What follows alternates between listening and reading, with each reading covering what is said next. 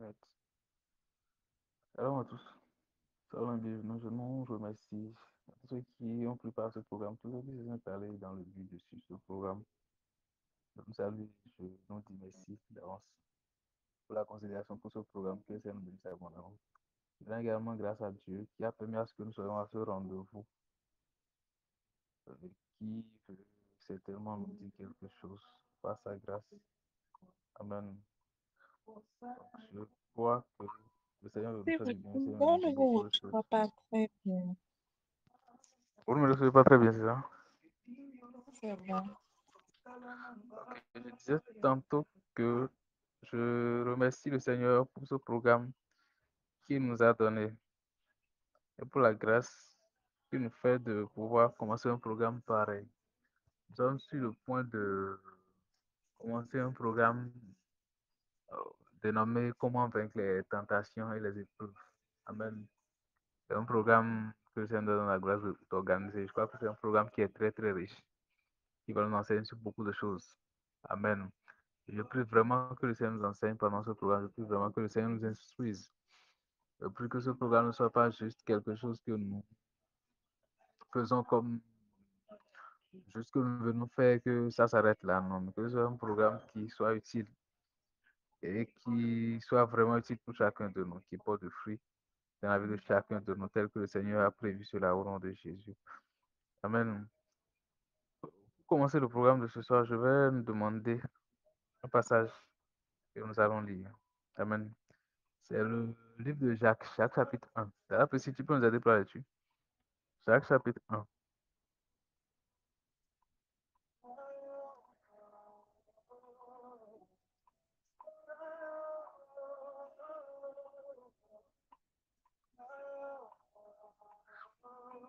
C'est bon, tu es là. Jacques chapitre 1.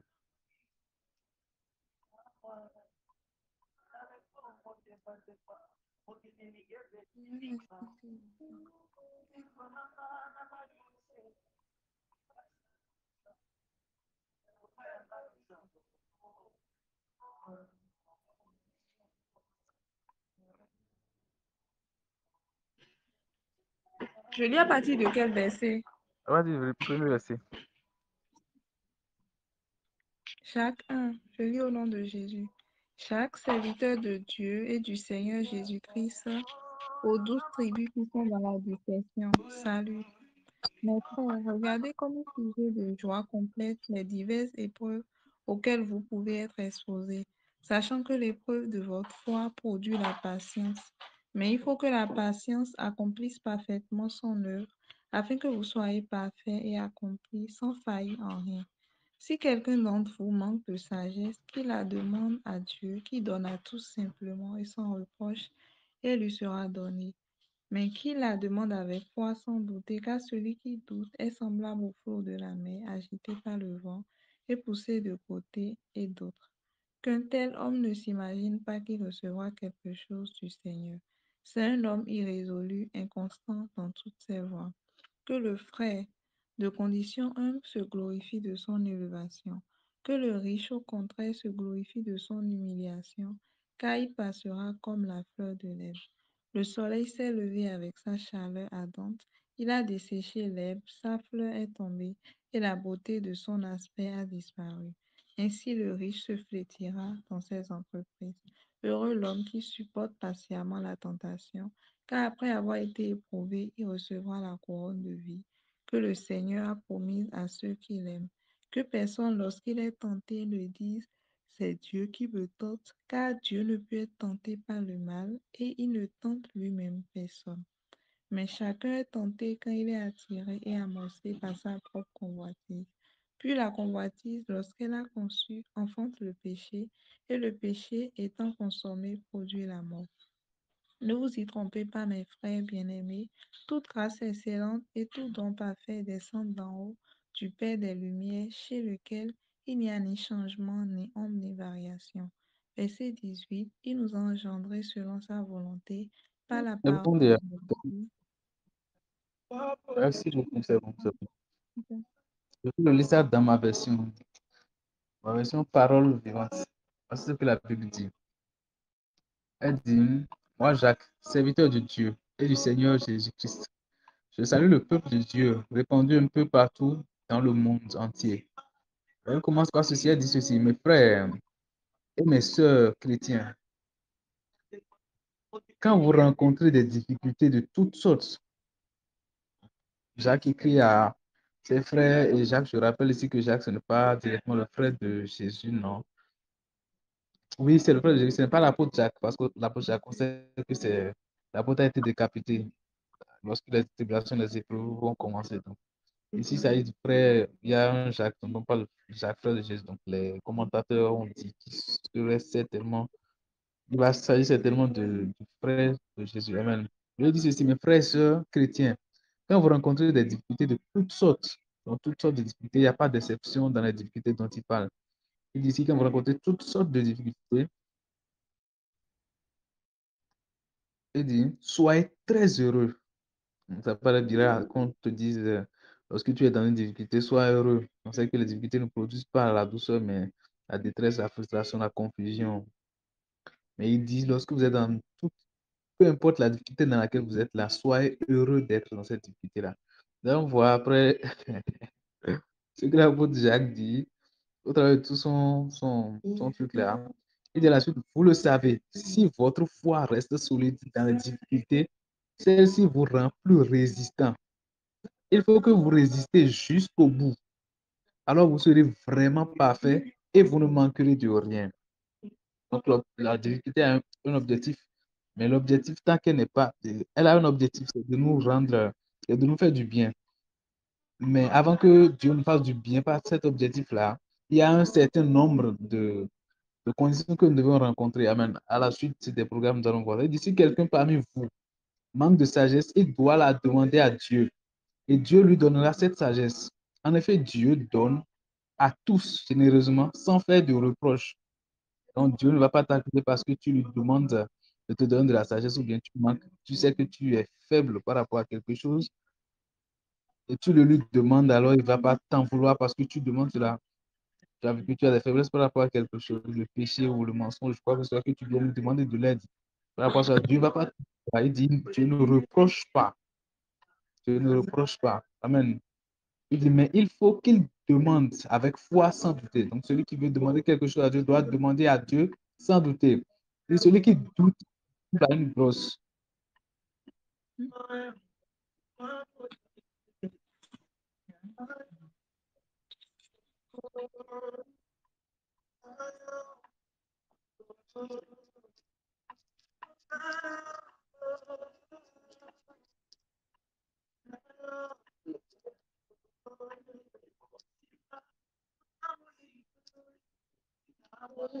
On dit, mais il faut qu'il demande avec foi sans douter. Celui qui doute ressemble à une grosse vague de la mer que le vent soulève et agite. L'histoire au sujet de l'épulation recommence encore par du verset 9 où il dit, le chrétien qui est pauvre, bon, pas vraiment là, pas vraiment là. Celui qui là ne doit pas penser qu'il va recevoir quelque chose du Seigneur. C'est quelqu'un qui ne sait pas choisir sa route. Tantôt il avance, tantôt il recule. Le chrétien qui est pauvre et petit peut être fier parce que Dieu lui donne une place importante. Le chrétien qui est riche doit être fier parce que Dieu le rend petit. En effet, le riche ne dure pas. Il est comme la fleur d'une plante sauvage. Le soleil se lève avec sa chaleur brûlante. Il sèche la plante. La fleur tombe et elle perd sa beauté. De là même, de la même façon, un jour, le riche va être balayé avec toutes ses activités. Il dit, il est heureux, l'homme qui résiste dans les difficultés. En effet, quand il aura montré sa valeur, il recevra la vie. C'est la récompense que Dieu a promise à ceux qui lui donnent leur amour. Quand quelqu'un a envie de faire le mal, il ne doit pas dire c'est Dieu qui me pousse. Il dit quand quelqu'un a envie de faire le mal. C'est ce qu'il dit ici. Donc quand quelqu'un est tenté, mais il traduit celui qui est tenté par quelqu'un qui a envie de faire quelque chose qui est mauvais. Nous allons voir la suite tout à l'heure de quoi il s'agit. Il dit c'est Dieu qui me pousse au mal. Donc si quelqu'un a envie de faire le mal, quelqu'un tente de faire quelque chose qui est mauvais aux yeux de Dieu, que cette personne ne dit pas c'est Dieu qui me pousse à faire ce qui est mal. Il dit car c'est Dieu qui me voilà. Dieu ne peut pas avoir envie de faire le mal et il ne pousse personne au mal.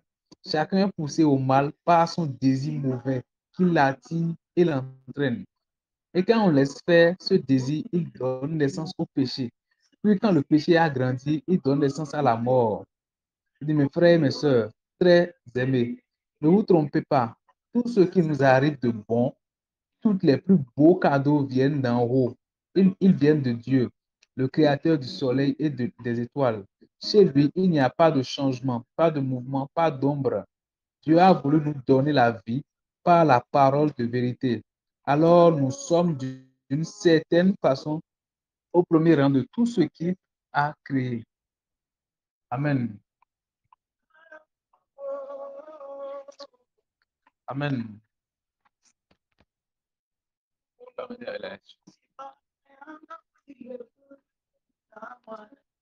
Donc, au travers de ce passage de façon typique parle de l'apôtre Jacques. Il discute sur ce qui concerne, j'espère que vous me recevez normalement. Parle au sujet de l'apôtre Jacques qui discute sur ce que c'est que les tribulations et les épreuves. Amen. Elle parle de beaucoup de choses duquel je vais certainement parler, mais je voudrais commencer à aborder tout à l'heure quelques points concernant la tentation. Amen.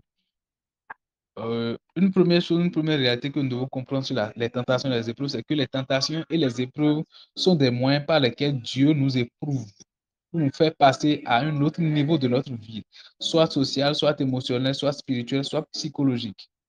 Amen. Nous allons prendre le livre de Genèse chapitre 22. Genèse chapitre 22, verset 11 à 18.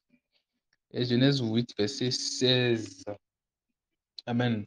Lorsque Dieu permet à une tentation ou une épreuve de venir à quelqu'un, c'est parce que Dieu veut le faire passer d'un niveau de vie à un autre. Dieu teste notre niveau pour façonner notre être, pour transformer notre être, pour mortifier. Pour mortifier notre être. Amen. Pour transformer quelque chose en nous, pour changer quelque chose en nous. C'est l'objectif que Dieu vise lorsqu'il fait venir il permet une épreuve, pas il fait venir une épreuve. Lorsqu'il permet une épreuve ou une tentation, l'objectif qu'il vise, c'est de transformer quelqu'un, c'est de mortifier la chair dans quelqu'un. Soit il veut forcément te faire passer d'un niveau à un autre, mais soit il te fait passer d'un niveau à un autre concernant ta vie émotionnelle, concernant ta vie spirituelle, concernant ta vie psychologique, concernant ta vie sociale. Amen. Et le livre de Genèse 22, verset 11 à 18, dont je parle du cas d'Abraham. Nous allons juste lire le verset, à partir du verset 16. Et Verset 15. dit, je le jure par moi-même, parole de l'Éternel, parce que tu as fait cela et que tu n'as pas refusé ton fils, ton unique. Je te bénirai et je te multiplierai par ta postérité comme les étoiles du ciel et comme le sable qui est sur le bord de la mer. Et ta postérité possédera la porte de ses ennemis. Alors l'ange de l'Éternel l'appela des cieux et dit, Abraham, Abraham. Et il répondit, me voici. L'ange dit, n'avance pas ta main sur l'enfant et ne lui fais rien, car je sais maintenant que tu crains Dieu et que tu ne m'as pas refusé ton fils, ton unique. Amen. Allons prendre l'autre verset, Genèse chapitre 8, verset 6. Verset 16, pardon. Donc ce passage est en train de montrer en fait quelque chose que Dieu a demandé à Abraham. Dieu lui a demandé de prendre Isaac, ton fils. Isaac était le fils de la promesse que Dieu a fait à Abraham. Mais à un moment du parcours, Dieu lui demande, sacrifie-moi ton fils Isaac, donne-le-moi. C'était clair. Abraham savait que c'était Dieu qui lui parle et qui lui demande de lui donner son fils unique. Vous imaginez un fils unique. Bon, selon la promesse, ce n'était pas le seul fils qu'Abraham avait, il avait Ismaël aussi. Mais Abraham avait décidé de le faire. Nous savons tous qu'Abraham aimait vraiment Isaac. Mais Dieu lui demande de lui donner Isaac. Et donc, Dieu voulait le faire passer à un autre niveau, de sorte à ce que si l'amour d'Abraham était plus attaché à Isaac plus qu'à Dieu, alors Abraham allait pouvoir détacher son cœur de Isaac pour le faire placer plus sur Dieu. C'est ça que je dis quand je parle de nous faire grandir émotionnellement. Fais passer ton niveau de vie émotionnelle d'une étape à une autre. Amen. S'il y a quelque chose qui te coûte plus cher que Dieu, si quelque chose a plus de valeur pour toi que Dieu, alors il va arriver un moment dans ta vie où Dieu va t'arracher cette chose-là, juste pour que tu puisses t'attacher plus à lui qu'à cette chose que tu as. Amen. Je ne sais pas si vous suivez ce que je dis. Ça, c'est un cas typique de changement de niveau émotionnel, passer d'Isaac à Dieu. Amen. Nous allons voir ce que Genèse chapitre 6, verset 16 dit. Oui, Genèse chapitre 8, verset 16. Sors de l'âge, toi et ta femme, tes fils et les femmes de tes fils avec toi.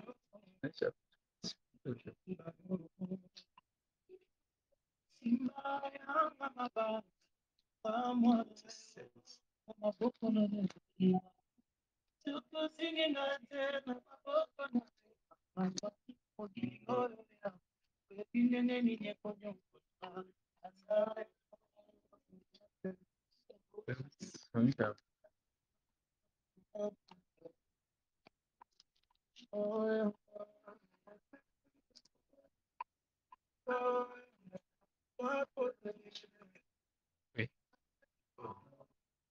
Genèse 28, verset 16. Jacob s'éveilla de son sommeil et il dit, certainement, l'Éternel est en ce lieu, et moi, je ne le savais pas. Je crois que je me suis trompé de passage. Le passage que je cherchais, pardon, c'est Deutéronome 8. Deutéronome 8. C'est une erreur, verset 16. Deutéronome 8, verset 16.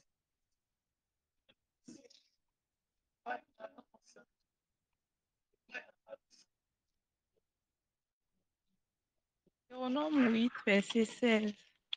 Je Oui. lis au nom de Jésus.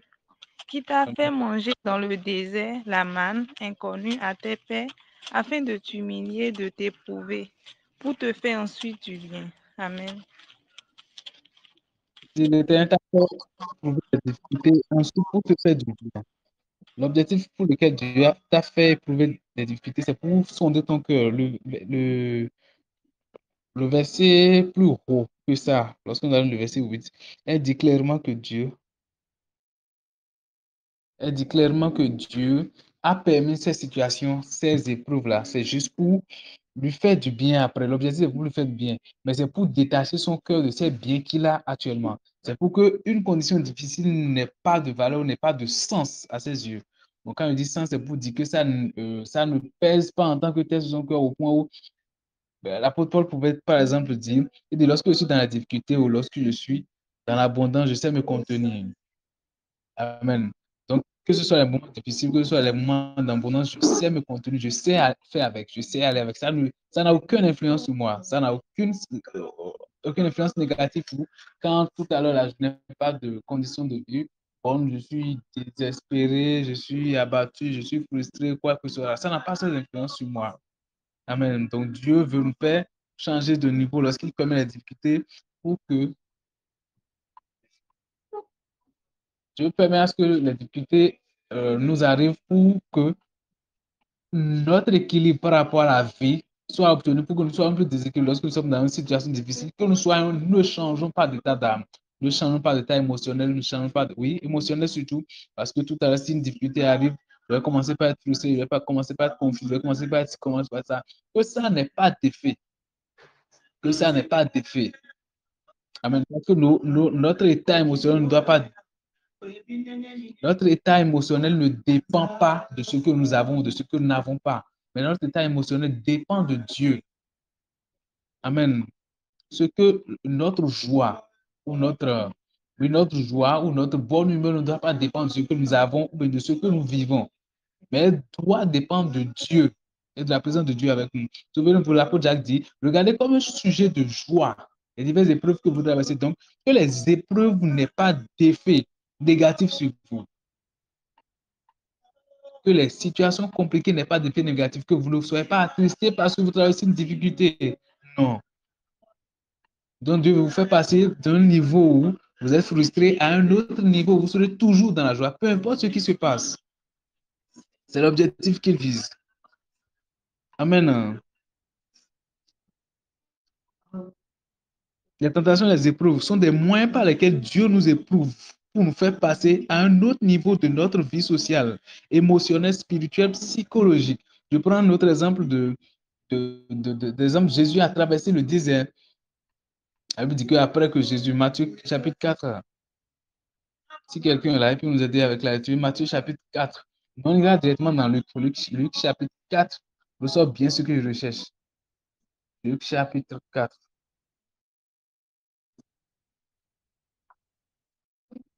Mais gardez toujours ça en tête. Lorsque vous êtes dans une situation compliquée, Dieu vous fait passer d'un niveau. Luc chapitre 4. Oui, quel verset? Verset 1er. Je lis au nom de Jésus. Luc 4, verset 1. Jésus, rempli du Saint-Esprit, revint du Jourdain et il fut conduit par l'Esprit dans le désert, où il fut tenté par le diable pendant 40 jours. Il ne mangea rien durant ces jours-là, et après qu'il fut écoulé, il eut faim. Le diable lui C'est dit, bon. oui. Okay. C'est bon. Cette première va déjà. La Bible dit que Jésus a été conduit dans le désert pour être tenté par le diable. C'est Luc qui dit que Jésus a été tenté par le diable pendant 40 jours. Les autres versions n'en parlent pas vraiment. On dit que Jésus a été juste tenté par le diable. 40 jours après, c'est ce que les autres versions disent. Mais ici, Luc dit qu'il a été tenté par le diable pendant 40 jours. Et il se peut que ce soit le 40e jour, là, les tentations du 40e jour, qui soit compté quand on dit, le diable lui dit, transforme le pain le tapis en pinceau de ci. Il se peut. Les autres versions décrivent que c'est après les 40 jours qu'il a eu ce truc-là. Luc également dit qu'il a été tenté pendant 40 jours. Donc imaginez, chaque jour, Jésus avait des tentations, pas une seule, des tentations. Chaque jour, chaque nuit, il devait passer une épreuve, il devait traverser une tentation. Il devait passer tout ce niveau-là, tout ce carnivore-là, parce qu'il avait quelque chose à apprendre. La Bible dit qu'il a été conduit par le Saint-Esprit dans le désert. Donc, c'est le Saint-Esprit qui a amené Jésus dans le désert pour être tenté. Donc, ne vous étonnez pas alors si vous traversez des situations difficiles. C'est permis par le Saint-Esprit parce qu'il y a un objectif, il y a un but pour lequel les tentations, les épreuves y sont. Ce n'est pas pour rien. Il y a une raison pour laquelle ils sont. Amen. Donc, Jésus, imaginez, Jésus a rentré dans le désert. Au désert, il n'y avait pas de l'eau, il n'y avait pas de la nourriture. Il n'y avait pas de l'eau, il n'y avait pas de la nourriture. Ce n'était pas la seule chose qu'il n'y avait pas. Il n'y avait pas de la lumière également. Et donc, Jésus devait affronter les ténèbres. Il devait affronter les ténèbres pendant 40 jours. Il devait rester dans le noir. Dans le désert, il allait avoir certainement des animaux sauvages. Peut-être qu'il en a rencontré pendant ces 40 jours. Et dans ça, il doit apprendre à faire confiance en ce que Dieu peut le protéger. Vous imaginez? La Bible dit qu'il a fait 40 jours et 40 jours, 40 jours, 40 nuits sans manger, sans boire. Donc, dans ces conditions, il doit croire à vous développer la foi en Dieu, ce que il ne mourra pas, peu importe ce qui arrivera. Il doit apprendre à faire confiance en Dieu, de ce que Dieu a un plan, une raison pour laquelle il lui fait passer ce niveau-là. Il va faire face à des animaux sauvages, il va faire face à la nuit, le sombre, il va faire face à la peur. Il va développer par rapport à cela le courage. C'est un niveau émotionnel, la peur. Il va devoir faire face à cela. Amen. Il va faire face au diable qui va lui dire des paroles pour l'amener à contredire les choses concernant Dieu. Il va faire face au fait qu'il va devoir lui dire des choses, il va devoir le résister par rapport à certaines choses. On va supposer peut-être qu'il est dans une situation où il a tellement faim, il a tellement ceci. Il avait faim, la Bible a donné un exemple, il avait faim.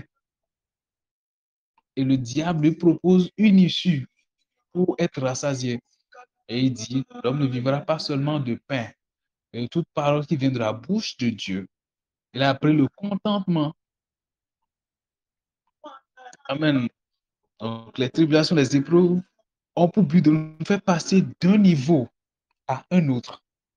Toutes les fois où vous êtes dans une situation compliquée, dans une une épreuve ou une tentation, c'est toujours pour faire passer d'un niveau à un autre. Par exemple, lorsque vous avez cette faiblesse par rapport à la nourriture et que vous êtes éprouvé par ce niveau, mais vous êtes tenté de manger alors que vous savez que vous ne devez plus manger, vous êtes rassasié, c'est pour faire passer au niveau de la gloutonnerie à un autre niveau. Vous, je ne sais pas, vous êtes vous avez des faiblesses pour les femmes, par exemple. Dieu va vous faire passer à un niveau où vous serez tenté par ça. Un jour, le diable va vouloir venir vous tenter, va mettre toutes les choses en place pour que vous puissiez commettre le péché. Mais vous allez résister. En résistant, plus vous résistez, alors plus vous donnez la force à votre âme. Plus vous le fortifiez, plus vous passez à un autre niveau de votre vie. Plus tard, vous allez remarquer que vous avez grandi au point où ça ne vous dira plus rien. Tu as permis cela, pas pour que vous tombiez dans ça, mais pour que vous puissiez passer à un autre niveau de votre vie. Amen. Une autre réalité concernant la tendance, c'est que ce n'est pas un moyen en soi pour nous faire tomber, mais c'est un moyen pour nous briser un caractère comme l'orgueil, l'égoïsme, ou améliorer un caractère tel que la timidité ou la peur. Amen. C'est un moyen par lequel Dieu, ce n'est pas un moyen par lequel Dieu veut nous faire tomber, mais c'est un moyen par lequel Dieu veut briser un caractère. Amen. Le caractère comme l'orgueil, comme l'égoïsme par exemple, ou bien améliorer un caractère tel que la timidité ou la peur. Peut-être que vous avez tellement peur, vous êtes quelqu'un qui a souvent peur. Alors, vous allez vous faire passer par des situations, vous allez faire face à beaucoup de choses qui vont vous faire peur. Et vous allez devoir affronter ces peurs-là pour pouvoir quitter ce niveau. Amen. Ou bien vous êtes quelqu'un qui est timide. Vous allez tomber certainement dans beaucoup de situations qui vont vous amener à parler. Amen. Exposer à certaines circonstances et d'autres choses qui vont vouloir corriger ce défaut en vous. Amen. Corriger ce défaut en vous, corriger cette difficulté en vous. Rappelez-vous de Moïse. Moïse était un bègue, c'est ce qu'on raconte. Moïse est quelqu'un qui bégait.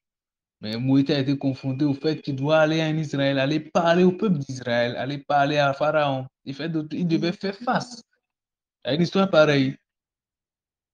Amen. Son bègue n'est pas parti. On raconte nulle part que Moïse a fini, son bègue est parti. Mais il a vécu avec cette histoire. Dieu lui apprenait par ce moyen qu'il était capable d'avoir ça. Et triompher dans la vie, n'avait pas peur. Ça là, ne devait pas être un handicap pour lui parce qu'en fait, c'était pas c'était pas sa bouche qui était le problème, mais c'était Dieu qui devait être avec lui pour que le problème soit réglé. Et pendant tout son parcours, pendant plus de 40 ans, Moïse était bègue, mais il a conduit le peuple d'Israël jusqu'à la fin. Lui, il regardait être bègue comme un handicap. Dieu a utilisé, cette difficulté était là. Mais pourtant, Dieu l'a utilisé pendant plus de 40 ans jusqu'à sa mort. Amen. Donc, Dieu utilise les tentations, les épreuves pour corriger un défaut que nous avons, pour améliorer quelque chose que nous avons, ou bien pour briser un caractère. Amen. Peut-être vous êtes du genre orgueilleux, égoïste, vous êtes peut-être colérique. Alors, Dieu va permettre à ce que quelqu'un vous résiste, ou bien va permettre à ce que des situations de colère, des personnes vous mettent en colère, et il va vous dire ne parle pas, tu n'as pas besoin de parler. Et vous allez endurer ça, ça va vous faire peut-être pleurer. Et ça va arriver peut-être à plusieurs reprises, jusqu'à pour que ce défaut de caractère, de colère puisse passer facilement.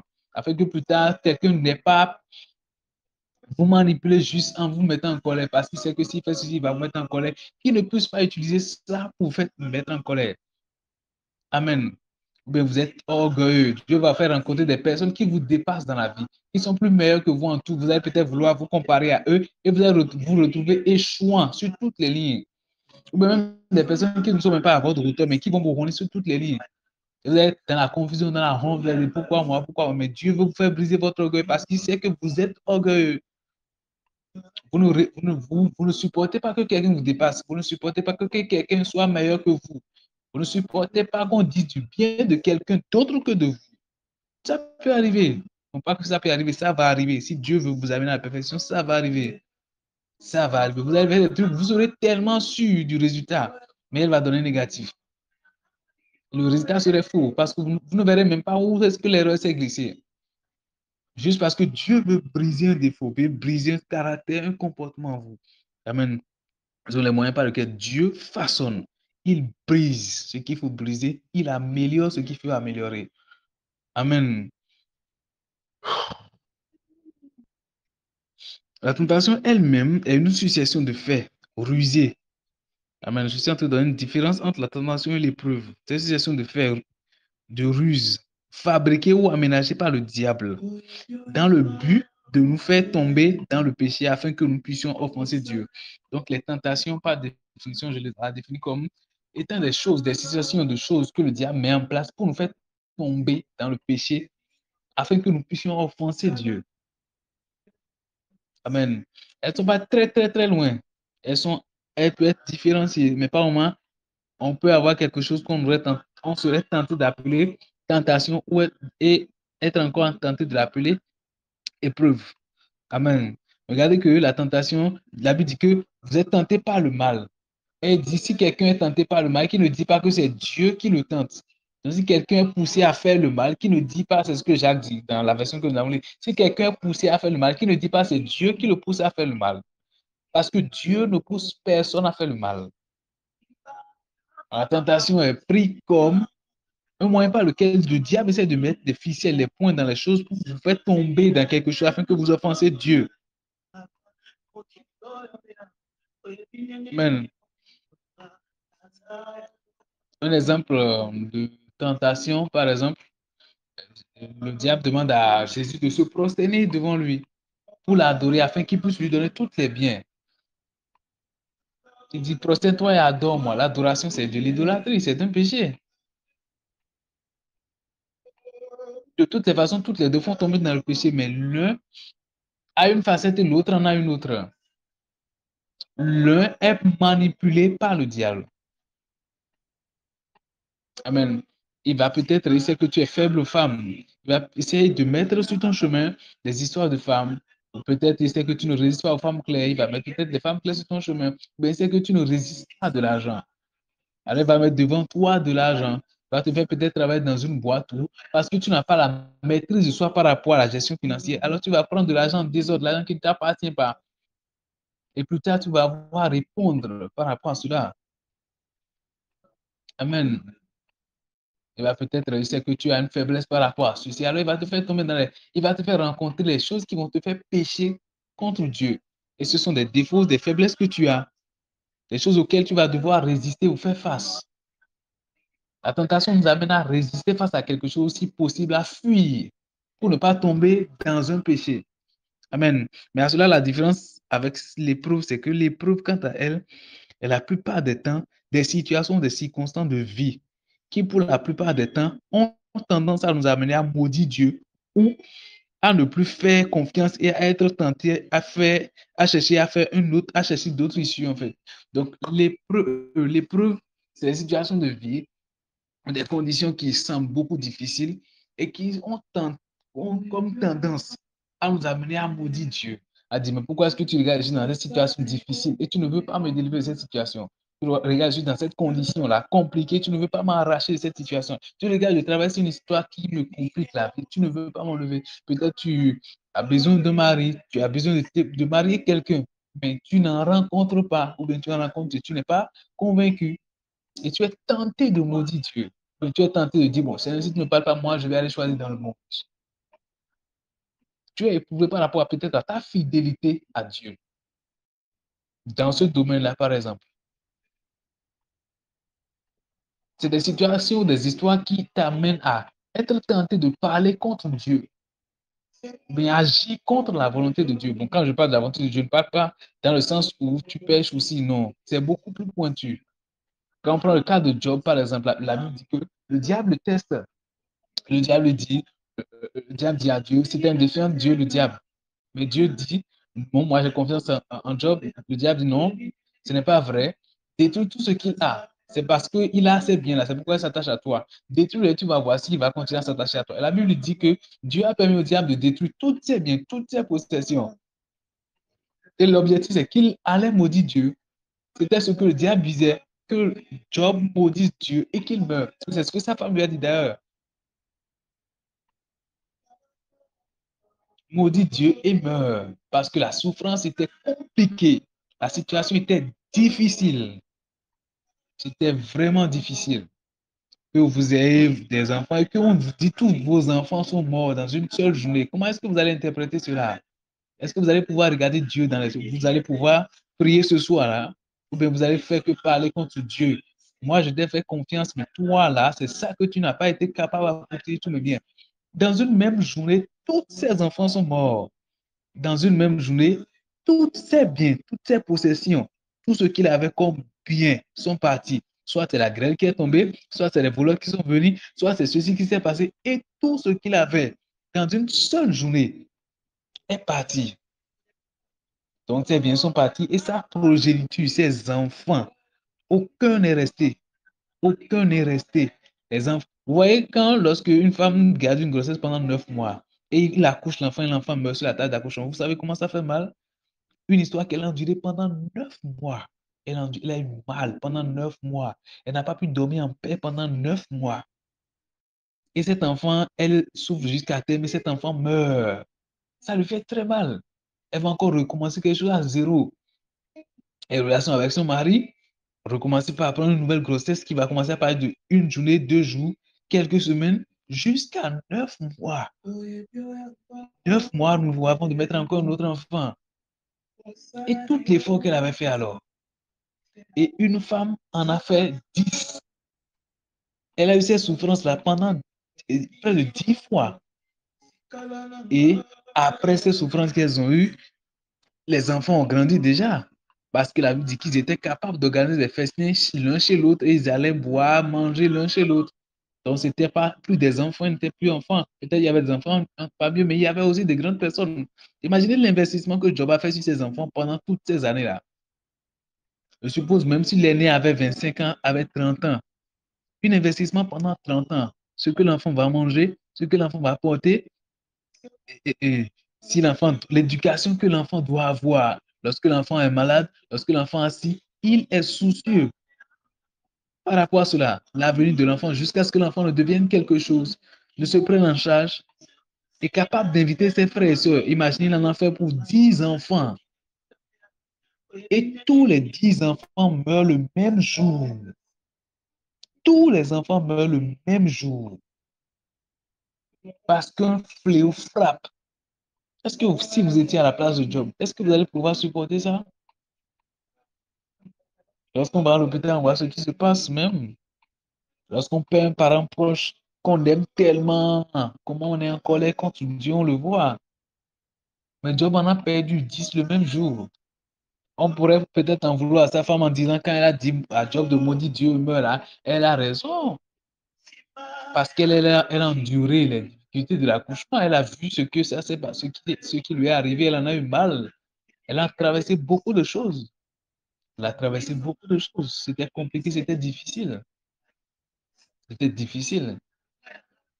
Et vous regardez, pire que ça, un autre jour, la Bible dit que Dieu permet au diable de toucher au corps de Job. Et le diable frappe Job de la lèpre. On dit le Lucien malin. Lucien malin, c'est pas quelque chose comme si ça brûle, ça fait mal. C'est des difficultés, des situations, des trucs là compliqués qu'il traverse. Il en avait mal. Il a traversé pendant des temps, on ne sait pas combien de temps ces tentations ont fait. Ces épreuves ont fait, il a traversé beaucoup de choses. Lorsque nous allons venir sur son cas, nous allons voir beaucoup ce genre de cas. Amen. Nous allons voir beaucoup comment il a traversé cette histoire-là. Il a enduré beaucoup de choses. Le corps qui te brûle, lorsqu'on a même une démangeaison, une allergie. Je me rappelle, lorsque j'étais encore plus jeune, j'étais allé chez un de mes amis et ils avaient fait préparer le riz et de l'œuf. Et j'avais mangé le riz et l'œuf. Et après, j'avais commencé par avoir l'allergie. J'ai commencé par se gratter, tout mon corps a commencé par faire des boutons. J'ai commencé par gratter le corps. Je suis rentré à la maison. Mais tout mon corps me grattait. J'étais allé me laver, tout ça. C'était pas facile. Je crois qu'on m'en a fait des injections avant que ça ne passe. Et lui, il avait une ici, la plaie sur tout le corps. La plaie sur tout le corps et la plaie le grattait. Ça le faisait mal. Lorsque vous avez même une difficulté à une jambe ou une main, peut-être la panarie simplement, lorsque ça vous fait mal, vous voyez ce que ça donne. Tantôt, vous êtes même tenté de maudire Dieu parce que ça, lorsque ça commence à faire mal, ça commence à générer en vous des émotions qui ne sont pas bonnes. La colère, la frustration, vous êtes énervé. Pour ceux qui ont déjà porté des grossesses, ils savent ce que ça veut dire. La nuit, n'arrive pas à dormir parce que le bébé fait ça dans le ventre. Mais Job, on a traversé plus que ça. Si Job va jusqu'à dire, il veut un procès avec Dieu, c'est de quoi il parle, il a eu tellement mal. Pour ceux qui ont lu tout le livre de Job, vous allez voir, même ses serviteurs, ses servants ont commencé par le mépriser, il dit qu'il appelle des gens pour les envoyer, mais il ne respectait plus, il ne le considérait plus. Lui qui était une grande personne, il est tombé, il est chuté. Il a enduré beaucoup de choses. Il a eu très mal. Amen. C'était pas du tout facile pour lui. C'était pas du tout facile. C'était pas du tout facile. C'était pas facile. Amen. Vous voyez, une épreuve. Un cas, par exemple, de Abraham, c'est que Abraham, Dieu lui a dit qu'il allait avoir un enfant. Mais il a attendu, maman Sarah a attendu pendant des années. Elle m'a dit que Sarah était stérile. Donc, elle ne pouvait pas avoir d'enfant. Elle a attendu le fruit des entrailles. Je ne sais pas depuis combien de temps ils étaient ensemble avec Abraham. Mais Dieu a rencontré papa Abraham à 75 ans. On suppose que Sarah avait 65 ans à l'époque. Et ils sont venus jusqu'à 90 ans pour maman Sarah et 100 ans pour 99 ans pour Abraham et 89 ans pour Sarah avant d'avoir d'enfants. Vous imaginez tout ce temps-là? Et donc, Sarah dit à Abraham, prends Agar, ma servante, et donne-lui une naissance à un enfant, afin qu'elle devienne un enfant. Il voulait un enfant pour son mari, mais elle dit, je n'ai pas la capacité de le donner. Utilisons la compromission. De toutes les façons, c'est ma servante. Ils ont enduré. Abraham a accepté. Abraham a accepté. Elle a couché avec Agar. Et l'enfant est venu. La même chose s'est passée avec Jacob. Pardon, Isaac. Heureusement qu'Isaac n'avait pas pris une servante ou quoi que ce soit, mais Isaac a prié. La Bible a dit que Rebecca était stérile. Mais Isaac a prié, Dieu a ouvert le ventre de Rebecca pour qu'elle puisse avoir d'enfants. Je crois que son cas, elle a duré 20 ans si je ne me trompe pas. Amen. Donc les situations sont très compliquées, très, très complexes. C'est ça les épreuves en fait. Vous traversez les moments difficiles de votre vie. Les moments difficiles, les moments compliqués, les moments sombres. Vous prenez ceci, ça ne marche pas. Vous prenez ceci, ça ne marche pas. Vous prenez ceci, ça ne marche pas. Vous prenez ceci, ça ne marche pas. Écoutez l'histoire du pasteur Chris Ndoumana qui disait, il racontait comment il a traversé 14 ans de difficultés. Ah, j'ai pris peur. J'ai dit, hein, s'il faut traverser toute cette année-là, là, c'est compliqué. Hein. 14 ans. 14 ans. Ah, c'est quoi le problème? 14 ans. Eh, difficulté, un an, là, 14. Ah. C'est difficile. De livrer des jours, tu n'as pas de quoi manger. Tu dois appeler quelqu'un pour demander un besoin. Bien, il a raconté même comment il était tombé gravement malade, il n'avait pas de l'argent pour aller à l'hôpital, il n'y avait personne pour l'amener à l'hôpital. Il était dans une situation difficile, compliquée. Ça ne marchait pas. Il faisait tout, mais ça ne marchait pas. Il faisait de l'import et l'export. Et ça a écroulé d'un jour à l'autre. Il avait de l'argent pour acheter des mines et des choses. Mais un jour, on l'a attrapé en le confondant, en disant qu'il est rwandais. On lui a pris tout son argent. C'est des gens qui se sont battus dans la vie, mais la vie ne les avait pas souri. Ils ont des temps difficiles, très difficiles. Il s'est marié à 37 ans, si je ne me trompe pas. Amen. Il y a des temps très, très, très difficiles. Pasteur Mohamed Sanogo aussi racontait comment il était rentré dans des situations où c'était des dettes par-ci par-là. Il essayait de faire des entrepreneurs qui sombraient, qui se noyaient. Il dit un jour, ils avaient eu un investissement et ils ont commandé des trucs qui étaient venus dans un conteneur. On vient leur dire que des voleurs sont venus. Et c'est leur conteneur à eux, la seule qu'on a pris. Leur contenu à eux seulement qu'on a pris. Il dit il était parti un jour à l'extérieur pour faire un ministère. Et quand il revenait, il a vu des frères de là-bas qui lui ont confié des voitures à vendre. Et je crois qu'il devait gagner 5 millions sur les voitures, non? Chaque voiture, bien des voitures. Il a mis les voitures, il a confié les voitures à un autre frère qui est dans les domaines de voitures, qui vend des voitures. Et le frère a disparu avec les voitures. Il a coupé son numéro, tout ça. Et c'est devenu des décisions pour lui. Ouais, ils ont traversé beaucoup d'histoires, difficultés. Des difficultés. Oui, des moments où Dieu veut que vous veniez à lui. Dieu veut que vous le cherchiez. Dieu veut que vous veniez à lui dans le secret. Vous venez le chercher pendant ce temps. Nous allons voir qu'est-ce qu'il faut faire, tout ça et autres. Amen. Les tentations relèvent des vices ou des faiblesses. Amen. Tu l'as déjà dit tantôt. Les tentations relèvent des faiblesses de nos chairs.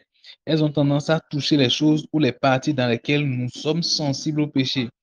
Pour le diable, c'est un moyen par lequel nous tomberons, mais pour Dieu, c'est un moyen de nous faire guérir de cette faiblesse et trouver un moyen par lequel nous triompherons d'elle toutes les fois où elle se présentera à nous, afin que nous n'ayons pas à lutter constamment et toute notre vie face à cela. Amen. Ce que j'essaie de dire, c'est que vous avez certainement des faiblesses, mais Dieu peut passer d'un niveau de vie à un autre. Amen. Il ne veut pas que tout le temps, quand une femme se présente devant toi, quand tu as une faiblesse, par exemple, à la femme, quand la femme s'habille mal, ou bien quand tu vois une femme claire tout de suite, tu es sourd, tout là, ou bien quand tu as un problème avec l'argent, toutes les fois quand tu vois l'argent, tu as envie de prendre. Amen. Dieu va trouver des moyens par lesquels il va essayer de te guérir de ce mal-là. Pour que quand tu vois de l'argent, ça n'ait plus d'influence sur toi, ça n'ait plus d'handicap, ça ne t'affecte plus. C'est l'objectif que Dieu vise. Amen. Il va créer des situations d'épreuve. Pour le diable, c'est ce sont des situations d'épreuve par lesquelles tu pourras tomber. Mais pour Dieu, ce sont des situations, des moyens par lesquels tu vas guérir totalement de ton mal. Quand tu vas voir une fille claire, pour que ça ne te dise plus rien. Sinon, si à cause de toi, Dieu va tuer toutes les filles claires qui sont sur la terre, là, franchement, tu vas faire quoi comme ça? Si pendant que tu es un enfant de Dieu, alors Dieu est obligé de t'empêcher tous les jours de voir de l'argent parce que si tu vois de l'argent tout à l'heure, tu vas faire des bêtises. Là. Ça n'a pas de sens. Dieu va donc t'apprendre, va utiliser certains moyens par lesquels il va essayer de te garder sur le droit chemin. De sorte à ce que tu puisses triompher de ça. Pour qu'elle n'ait plus d'influence sur toi, n'ait plus d'incidence sur toi. Ça ne veut pas dire que tu n'auras pas de mise en garde ou tu ne vas pas des garde-fous. Non. Ce seront des moyens par lesquels tu vas pouvoir facilement te préserver, facilement te garder. Ça n'aura plus d'influence. Ce n'est pas comme si ça serait une drogue. Quand tu la vois, tu ne pourras plus résister. Non, ce ne serait plus comme ça. Ça ne serait plus comme ça. Amen. Et je prie que le Seigneur te délivre de toute situation qui t'affaiblisse, de toute situation qui essaie de te mettre dans la confusion, de toute situation dans laquelle tu essaies, mais que tu ne fais que tomber. Que le Seigneur te donne cette force qui est nécessaire pour triompher d'elle au nom de Jésus-Christ. Toi qui essaies par tous les moyens de monter, mais que tu n'y arrives pas. Tu te bats de toutes tes forces, mais ça ne marche pas. Je prie que le Seigneur te secoue dans cette situation au nom de Jésus-Christ. Toi qui essaies d'entreprendre, qui essaies d'investir, mais ça ne marche pas. Je prie que le Seigneur te donne son orientation, sa directive au nom de Jésus. Toi qui essaies peut-être une vie amoureuse, mais quand tu essaies, tu commences, ça ne marche pas, tu commences, ça ne marche pas, tu commences, ça ne marche pas. Ça échoue, ce n'est qu'échec sur échec, échec sur échec, échec sur échec, échec sur échec. Je prie que le Seigneur te secoue et te vienne en aide au nom de Jésus. Je prie que le Seigneur te secoue et te vienne en aide au nom de Jésus afin que tu puisses triompher de toutes ces histoires. Que tu puisses triompher d'elles toutes. La gloire du nom de Jésus-Christ. Maintenant, un dernier point que j'aborde rapidement pour clôturer avec la séance de ce soir. Les épreuves, quant à elles, ont tendance à nous pousser à remettre en cause la fidélité de celle que je l'ai déjà dit. Amen. Il a dit beaucoup de choses concernant, j'ai dit, c'était de nous amener à dire Dieu n'est pas fidèle, Dieu n'est pas bon, Dieu n'est pas si moi je suis dans l'individualité, mais Dieu n'a pas voulu me regarder, Dieu n'a pas fait ci, Dieu n'a pas fait ça. C'est l'objectif que visent les épreuves. Amen. La tentation, c'est pour te faire tomber dans le péché. Mais que ce soit l'un ou que ce soit l'autre, l'objectif, c'est que Dieu veut travailler avec toi, une partie de ta vie qu'il veut améliorer, il veut corriger, il veut façonner. Amen. J'aimerais que tu commences par prier. Une première requête que je donne ce soir. Je voudrais que tu pries, que tu demandes à Dieu de révéler tes faiblesses, les endroits où tu n'es pas encore assis. Vous savez, si tu n'es pas bien préparé par rapport aux situations, lorsqu'elles viendront, tu vas tomber dedans sans te rendre compte. Amen. Lorsqu'elles viendront, tu vas tomber dedans sans te rendre compte. Donc, commence par prier. Dis, Seigneur, quels sont les endroits où je suis faible? Connais-toi toi-même. Connais-toi. Il est important de te savoir quelles sont les difficultés que tu as, les problèmes que tu as, afin de savoir comment tu vas lutter contre elles pour les faire tomber. Dis, Seigneur, quels sont mes problèmes? Si tu ne connais pas les choses qui sont tes problèmes là, tu vas tomber un jour. Samson ne savait pas qu'il avait un problème avec les femmes jusqu'à ce que Delilah ne la fasse tomber. Salomon ne savait pas qu'il avait une faiblesse pour les femmes belles. Et il a pris plusieurs femmes. Et c'est ce qui a conduit son cœur finalement. S'il savait, il avait pris garde à cela, il ne serait pas arrivé dans une situation pareille. Amen. Seigneur, quel est mon problème? Quels sont les domaines dans lesquels j'ai des problèmes avec toi? C'est quoi mes faiblesses? C'est quoi mes limites? C'est quoi mes faiblesses? C'est quoi mes limites? À quoi je n'arrive pas à résister? Qu'est-ce que le diable utilise comme appât pour m'attirer dans le péché? Qu'est-ce que le diable utilise comme appât pour m'amorcer dans le péché, Seigneur? Révèle-le-moi. Révèle-le-moi. Fais-le-moi connaître afin que je prenne des précautions par rapport à cela. Aide-moi, Jésus-Christ. Aide-moi à savoir de quoi il s'agit. Ce que j'ai comme défaut, ce que j'ai comme difficulté, ce que j'ai comme problème, et que le diable envisage d'utiliser ou bien il utilise déjà contre moi. Seigneur, révèle-moi ces choses. Révèle-moi ces choses. Révèle-moi ces choses. Révèle-moi ces choses. Révèle-moi ces choses. Révèle-moi ces choses, Jésus. Révèle-moi ces choses, Saint-Esprit.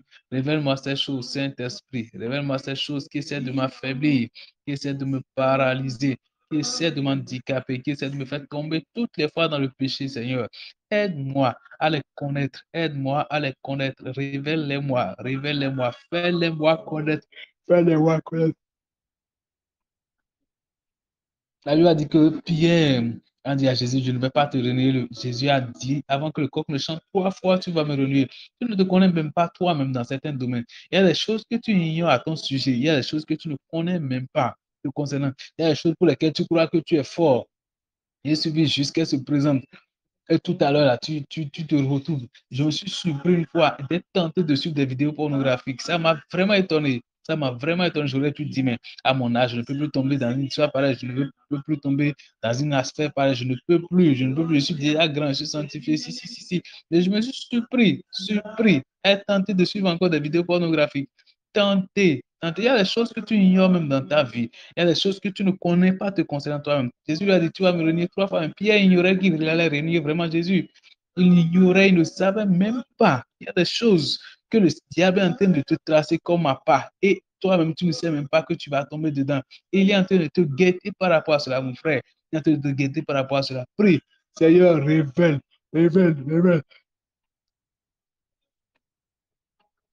Expose tout ce qui est encore problème pour moi. Expose tout ce qui est encore problème pour moi. Expose tout ce qui est encore difficulté pour moi. Expose tout ce qui veut m'handicaper, tout ce qui veut m'affaiblir, tout ce qui a pour objectif de me détruire que j'ignore encore. Expose-moi qui je suis.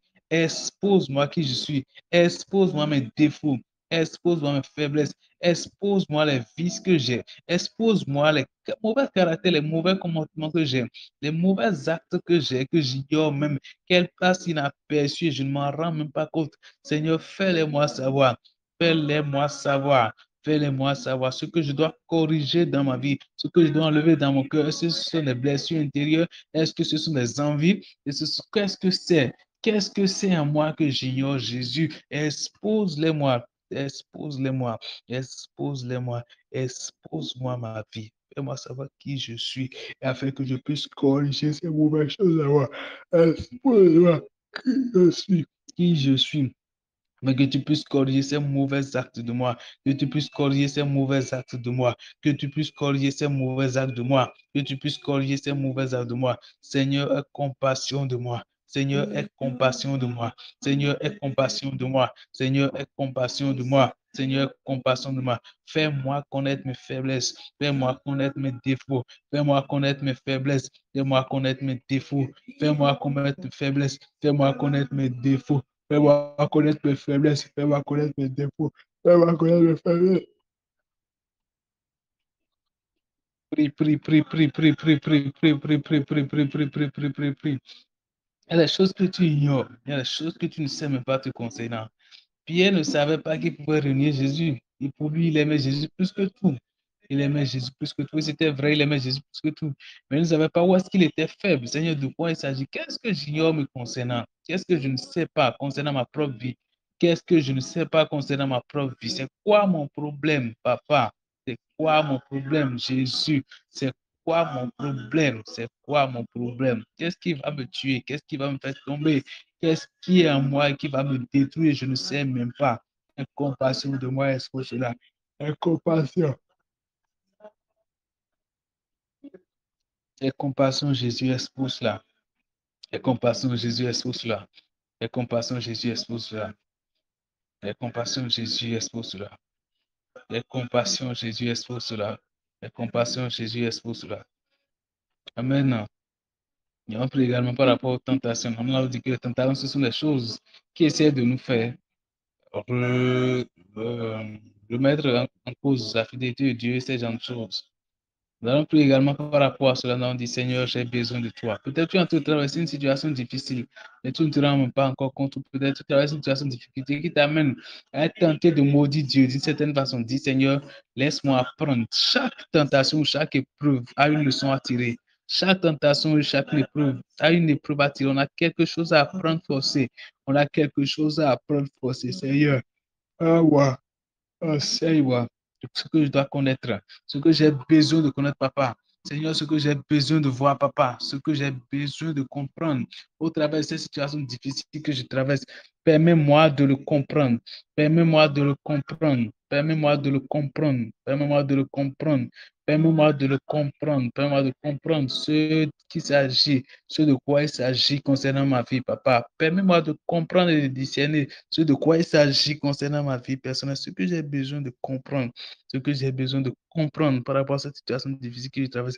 Peut-être c'est le et que je n'ai pas de mari, peut-être que c'est que je manque de l'argent, je cherche de l'argent, de la liberté financière, ou bien j'ai des investissements, des entreprises qui ne fonctionnent pas. Qu'est-ce que j'ai besoin de discerner dans ça?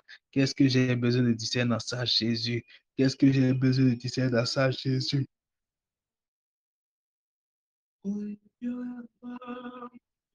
Prions, prions, prions, prions, prions, prions, prions, prions, prions.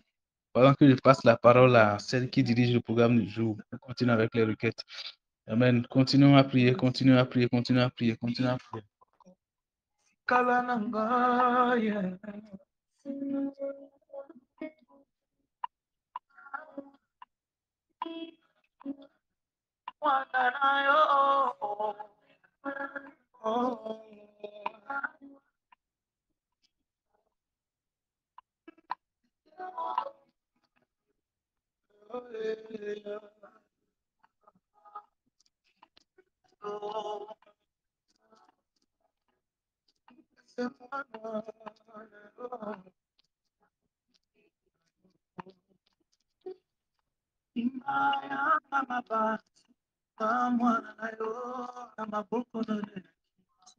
Merci le Seigneur.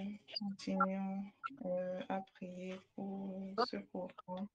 Nous rendons grâce au Seigneur pour ce premier jour, ce qu'il nous a enseigné sur la tentation. Nous avons vu la différence qu'il y avait entre la tentation et les épreuves. Nous voyons que Dieu ne tente personne, mais que c'est le diable qui tente. Mais Dieu nous éprouve. Et souvent, nous nous plaignons quand nous sommes face aux épreuves. Nous nous plaignons, nous ne comprenons pas pourquoi les choses arrivent. Et aujourd'hui, le Seigneur nous a révélé son but. Alors, prions et demandons la force de pouvoir nous réjouir dans les épreuves dans le nom de Jésus. Prions, demandons la grâce au Seigneur afin que nous puissions profiter, afin que devant les épreuves, nous puissions aller vers le Père pour savoir ce qu'il veut nous enseigner réellement, que nous puissions profiter au fait de ces épreuves-là pour corriger, pour nous améliorer. Dans le nom puissant de Jésus, prions et demandons cette grâce au Seigneur dans le nom de Jésus. Demandons cette grâce au Seigneur. L'orateur nous a parlé sur le fait que du genre, les épreuves sont là pour plusieurs manières. Peut-être pour nous révéler que Dieu n'est pas notre premier amour. Parce que la parole de Dieu dit que nous allons aimer Dieu de tout notre cœur, de tout notre esprit. Dans la Bible, Dieu a dit que si nous voulons être ses disciples, alors nous devons nous devons laisser toutes choses et le suivre. Nous devons laisser toutes choses et porter notre croix et le suivre. Nous devons laisser toutes choses, même nous-mêmes. Nous devons nous abandonner, même abandonner le moi, notre propre personne, pour pouvoir suivre Jésus. Alors peut-être que dans notre cœur, il y a des personnes, il y a des choses qui sont plus importantes que Dieu. Et le Seigneur prend pas ces épreuves-là pour nous amener, comme il a fait comme il a fait pour Abraham. Et Abraham a pu avoir la domination, a pu avoir la victoire sur l'épreuve qui lui a été conférée. Alors prions, demandons cette grâce au Seigneur, afin qu'il soit le seul, le premier amour dans notre vie. Parce que s'il est le premier amour, ça sera facile de traverser les épreuves. Ça sera facile que quand l'ennemi, nous avons vu Jésus, parce qu'il aimait le Père, parce que le Père était important. Il savait qu'il avait une mission. Il savait ce pourquoi il a été appelé. Et à cause de ça, toutes les tentations auxquelles il a fait face, il a pu avoir la victoire sur ces tentations-là. Malgré qu'il était faible, malgré que tous les moyens étaient mis du genre, il y avait tous les moyens, les conditions requises pour qu'il tombe dans le péché, il avait fait. Il était le Fils de Dieu. Donc il pouvait, oui, il montait sur le toit et tout ça, et chuter et tout. Mais il avait cette confiance-là. Il avait confiance en Dieu, il savait, il était ancré dans la parole de Dieu. Il savait ce pourquoi Dieu l'a appelé. Il savait au fait que Dieu, au fait, il arrivait à discerner ce qui vient de Dieu, ce qui vient du diable. Donc ça veut dire que les épreuves également peuvent nous permettre de savoir en fait si oui, nous sommes vraiment connectés à Dieu, si nous connaissons, si nous arrivons à discerner la voix du Seigneur, la voix de Dieu. Alors prions et demandons au Seigneur maintenant que nous soyons qu'il soit le premier amour dans notre vie, qu'il soit le premier amour dans notre vie, qu'il soit le premier amour dans notre vie et que ce soit lui qui nous apprenne à aimer les autres, que ce soit lui qui nous apprenne à aimer nos propres parents, à aimer nos frères, à aimer nos soeurs, à aimer nos amis, que ce soit lui qui nous apprenne à les aimer, mais que lui soit le premier, qu'il soit le premier. La parole de Dieu dit il doit être pas seulement le premier, mais il doit être au centre, il doit être le tout. Alors qu'il nous accorde cette grâce dans le nom de Jésus. Prions également pour la confiance la confiance en Dieu qui amène à résister face aux tentations, à savoir que oui, Dieu, quand il permet que quelque chose nous arrive, c'est pour un but, c'est pour notre bien. Quand nous sommes vraiment fidèles devant le Seigneur, quand nous sommes fidèles, quand nous ne désobéissons pas au Seigneur, c'est que nous devons être confiants que le Seigneur ne peut pas permettre que mal nous arrive. Il a dit qu'il ne permettra pas qu'une situation qui nous dépasse, qu'une épreuve qui nous dépasse nous arrive. Alors, prions et demandons cette confiance-là dans les moments difficiles, dans le désert, la confiance qu'il faut pour avancer. Demandons cette confiance au Seigneur dans le nom de Jésus, que le Seigneur nous accorde cette confiance, la confiance qui apporte la joie même dans la tentation, même dans les épreuves, même dans la dépression, même quand tout semble confus, même quand il semble qu'il n'y a pas d'avenir, qu'il n'y a pas d'espoir. Oh, que cette confiance nous soit accordée, que cette confiance, que cette foi en Christ nous soit accordée dans le nom puissant de Jésus. Que notre joie dépende de Dieu et non des hommes dans le nom de Jésus. La grâce de dépendre totalement du Seigneur, de dépendre totalement et parfaitement du Seigneur dans le nom de Jésus. La grâce de pouvoir se réjouir dans les épreuves dans le nom de Jésus.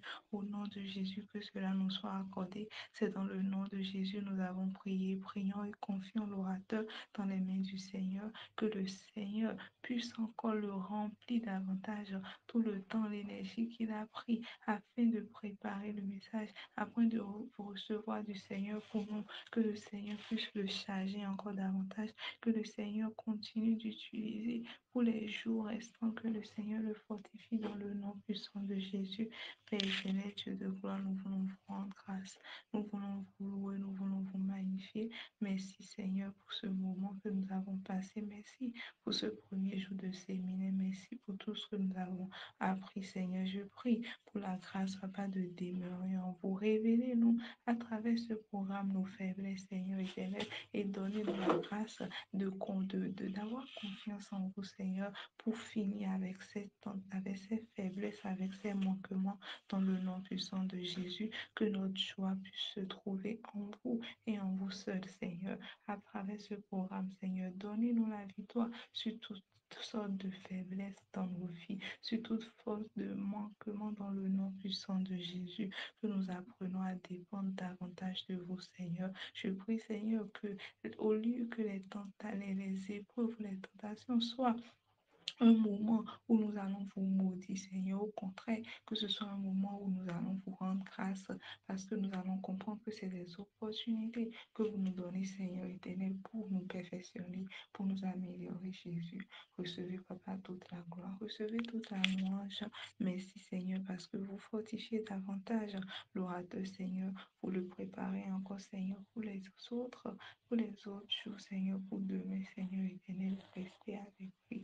Abondez le Seigneur éternel de votre esprit. Rechargez-le davantage, Seigneur. Fortifiez le Seigneur et permettez également à d'autres frères de pouvoir nous joindre.